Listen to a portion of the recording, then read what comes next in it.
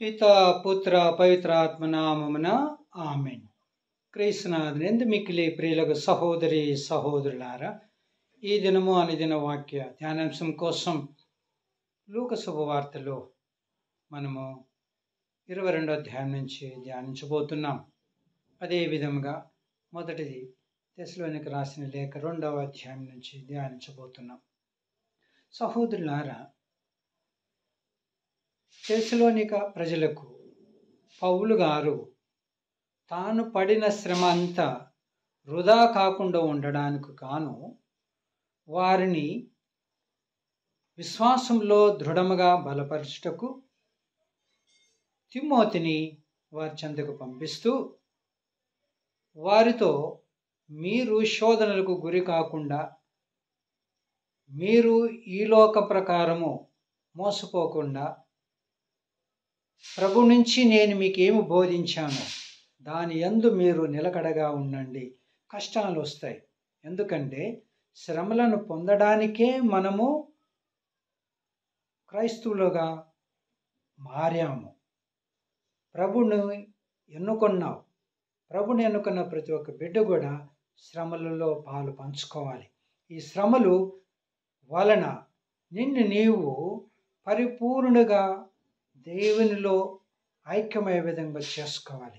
ఏ విధముగా అయితే ప్రభు శ్రమ మన కోసం అనుభవించి తండ్రి చిత్తాన్ని నెరవేర్చి తండ్రి యొక్క అభిమానాన్ని, గౌరవాన్ని, అదేవిధంగా ప్రత్యేకమైన హోదాను తండ్రి చేత పొంది ఉన్నాడు. యేసు ప్రభుని అనుసరిస్తే మనమందరం కూడా ఈ తపస్కాలంలో మన యొక్క చిన్న చిన్న వ్యసనాలకు లోనట్లయితే, శోధనకు గురినట్లయితే, లేకపోతే ఏదైతే అతి ముఖ్యమైనది మనము ప్రభు నుంచి దూరం చేస్తానని తెలిసి కూడా జయించలేకపోతున్నామో వాటిని జయించడానికి మనము కృషి చేయాలి. ఇక సువిశేషంలో యేసు ప్రభు ఒక ప్రశ్న శిష్యులలో మెదిలింది. ఎవరు గొప్పవారు, ఎవరు అనే విధంగా వారు తిరస్కరించుండగా యేసు ప్రభువు చెప్తున్నాడు, ఎవరైతే వినమ్రతతో కలిగి జీవిస్తారో వారి దేవుని రాజ్యంలో శ్రేష్టమైన వారు. యోహాను బాప్తిస్త యోహాను గారు వినమ్రతతో జీవించాడు కాబట్టి ఆయనను గురించి ప్రభు చాలా గొప్పగా మాట్లాడారు. నీ గురించి, నా గురించి తపస్కాలంలో ప్రభు మాట్లాడాలి. ప్రభు గొప్పగా హెచ్చించాలి. ఏ విధంగా హెచ్చించాలి?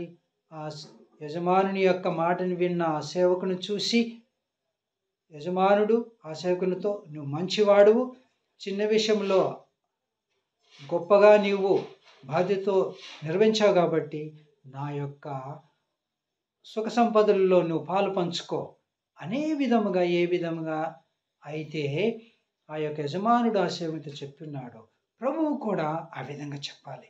ఏ విధముగా, నేను ఆకలిగొన్నప్పుడు మీరు అన్నం పెట్టారు, దాంతో మీరు దారిని తీర్చారు, వస్త్రం నాకు వస్త్రం ఇచ్చారు, చెరసాలలో ఉన్నప్పుడు నన్ను దర్శించారు, కాబట్టి ఇదిగో ఆది నుంచి మీకోసం తయారు చేయబడిన ఆ దేవరాజ్యం మీదే అని ఏ విధంగా ప్రభు మత్తయి శుభవార్తలో కడరా తీర్పునందు చెప్పబోతున్నాడు. ఇప్పుడు కూడా ప్రభు నీ గురించి, మనందరి గురించి ఆ విధంగా పలకాలి. ఆ విధంగా కావాలంటే నీవు తపస్కాలాన్ని సద్వినియోగపరచుకోవాలి.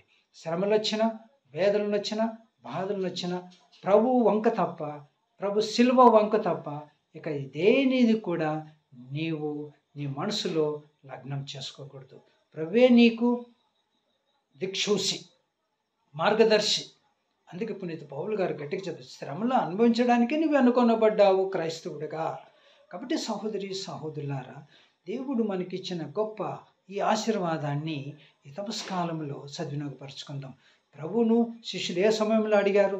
ఆయన కడరా భోజనం అయిన తర్వాత ఈ ప్రశ్న వచ్చింది, ఎవరు గొప్పవారు? ఎందుకంటే ప్రభువు ఆ కడరా భోజన సమయంలో ఆయన శిష్యులందరి పాదాలు కడిగి అందరికి చెప్పాడు, నేను మీకు గురువై ఉన్నాను, అయినప్పుడు కూడా మీ పాదాలు కడిగాను, కాబట్టి మీరు ఒకరినొకరు పాదాలు కడుక్కోవాలి.